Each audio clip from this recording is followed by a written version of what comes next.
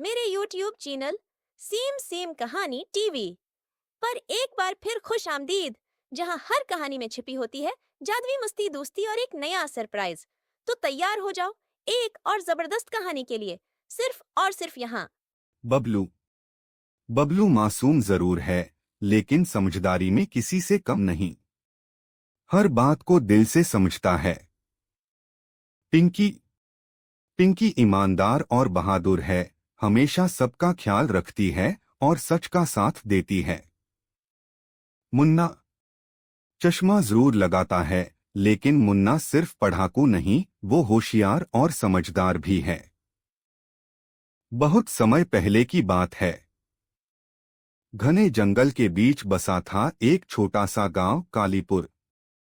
दिन में यह गांव बिल्कुल आम लगता था, मगर जैसे ही सूरज ढलता, वहां अजीब और डरावनी आवाजें गूंजने लगती। लोग कहते थे कि कालीपुर पर किसी भूतनी का साया है। गांव में सभी को रात के घर से बाहर निकलने की सख्त मना थी। कालीपुर में 3 पक्के दोस्त रहते थे, बबलू, पिंकी और मुन्ना। उनकी उम्र लगभग 10 से 12 साल के बीच थी और तीनों को रोमांच का बहुत शौक था। गांव के बुजुर्ग उन्हें अक्सर समझाते, रात में बाहर मत जाना, नहीं तो भूतनी पकड़ लेगी। मगर बच्चों को ये बातें बस कहानियां लगती थीं। एक दिन पिंकी को एक पुरानी किताब मिली। उसमें लिखा था, जो भी काली हवेली की घंटी रात के ठीक 12 बजे बजाएगा, वह भूतनी को जगा देगा। किताब पढ़कर तीनों दोस्तों ने तय किया, हमें सच का पता लगाना ही होगा। बबलू बोला, अगर ये सच है तो हम इसका वीडियो बनाएंगे। रात को तीनों चुपके से अपने घरों से निकले। पूरा गांव सन्नाटे में डूबा हुआ था। दूर से काली हवेली की टूटी छत और हिलते दरवाजे दिखाई दे रहे थे। हवेली के पास पहुंचते पहुंचते मुन्ना कांपने लगा। शायद हमें लौट जाना चाहिए, उसने कहा। लेकिन पिंकी और बबलू आगे बढ़ते रहे। घंटी के पास पहुंचकर पिंकी ने कांपते हाथों से रस्सी खींची। टंग! एक जोरदार आवाज पूरे गांव में गूंज गई। अचानक हवेली की खिड़कियां खुद ब खुद खुल गईं।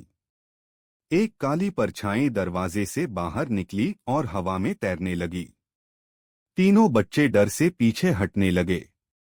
भूतनी का चेहरा बहुत डरावना था। आंखों की जगह काले गड्ढे, बिखरे बाल और एक फटी हुई आवाज। कौन है जिसने मेरी नींद तोड़ी?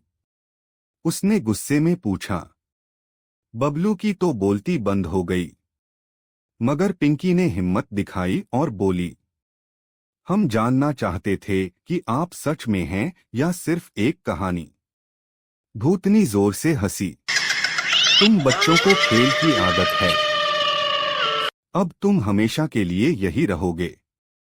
उसने अपनी लंबी उंगलियों से जमीन पर एक जादुई घेरा बना दिया। वो घेरा धीरे धीरे घूमने लगा और तीनों उसकी ओर खींचने लगे। तभी मुन्ना को याद आया, किताब में एक और लाइन लिखी थी, जो सच्चे दिल से माफी मांगे, भूतनी उसे छोड़ देती है। मुन्ना जोर से बोला, हमें माफ कर दो। हम बस सच जानना चाहते थे, हमारा कोई बुरा इरादा नहीं था। भूतनी रुक गई। एक पल के लिए उसकी आंखों में नरमी आ गई। मैं भी कभी एक बच्ची थी, जिसे गांव वालों ने गलत समझकर इस हवेली में बंद कर दिया था। मेरी आत्मा तब से भटक रही है। उसकी आवाज में दर्द था। अगर हम आपकी कहानी सबको बताएं और आपकी सच्चाई दिखाएं, तो क्या आप हमें जाने देंगी? भूतनी ने धीरे से सिर हिलाया। उसने हवा में कुछ मंत्र पढ़े और बोली, जाओ, लेकिन वादा करो, किसी और को ऐसी गलती नहीं करने दोगे। अगले दिन तीनों बच्चों ने सारी बात गांव वालों को बताई। पहले किसी को यकीन नहीं हुआ, लेकिन जब हवेली की घंटी खुद गिर गई और खिड़कियां हमेशा के लिए बंद हो गईं, सबको समझ आ गया कि कालीपुर अब भूतनी से मुक्त हो गया है। अब गांव वाले रात में भी चैन से रहने लगे। लेकिन गांव के बाहर एक पत्थर पर आज भी लिखा है, जो सच को चुनौती देता है उसे डर का सामना करना पड़ता है।